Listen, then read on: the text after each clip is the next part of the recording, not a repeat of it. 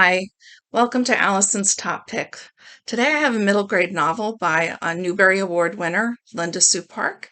It's called Prairie, Lotus. It's a fascinating book because it was written in response to her feelings about her favorite author when she was growing up, Laura Ingalls Wilder and the Little House on the Prairie books. Um, the Little House on the Prairie books have become somewhat awkward for people because of the way that Native Americans are depicted, and also because there's, for example, an instance where Pa performs in blackface, and it's considered amusing, and there's nothing negative about it. And there's just the way that people of color are depicted was something of its time. And so a lot of people are uncomfortable with children reading that and thinking that that's okay. So Linda Sue Park decided to write a version of a settler's story, but involving a person of color. And so our main character is Hannah, who's half Chinese and half white. Her dad is white, and her mother was a Chinese orphan who was brought to California by missionaries. Unfortunately, her mom passed after an illness. And so her parents and she, who lived in California, her dad decides that they will go to the Dakota territories where they can get some land and start a clothing business. She's an excellent seamstress. So that's what they do. They go to the Dakota territories and build a store, and she starts attending school. Unfortunately, even though she wears her bonnet really closely over her face, eventually people realize that she is part Chinese. And so the prejudice starts.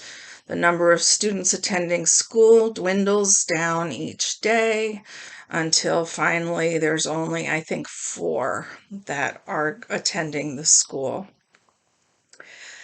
She's deeply hurt by this, but she has been the focus of prejudice all her life. Anti-Chinese sentiment was very high at this time in the United States, particularly in California and in the Midwest.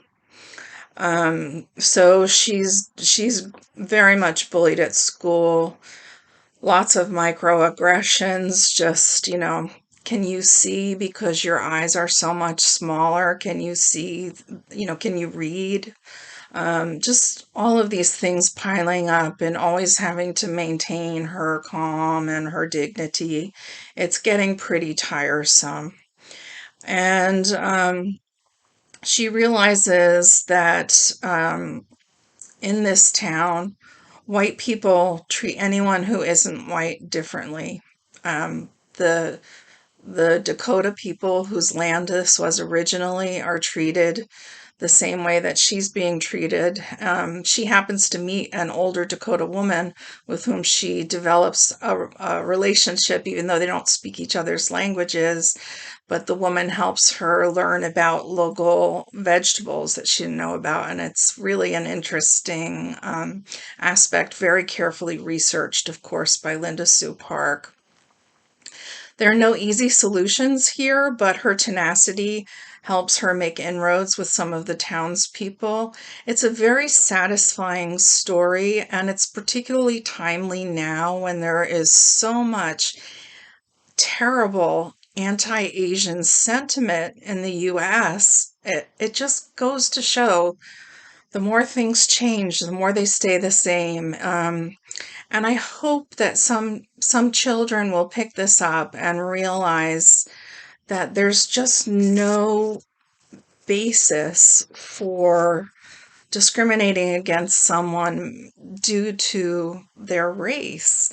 And this book should be read by a lot of people because it just shows how white Americans have been doing this to people of Asian descent for a very long time, and it still continues, and it's heartbreaking. Linda Sue Park is a wonderful writer in every other way. This is very much like the Little House on the Prairie books. It's a really easy read, and I think it will greatly appeal to kids who like the Little House on the Prairie books. So I highly recommend it. I hope you should share it with your children. See you soon.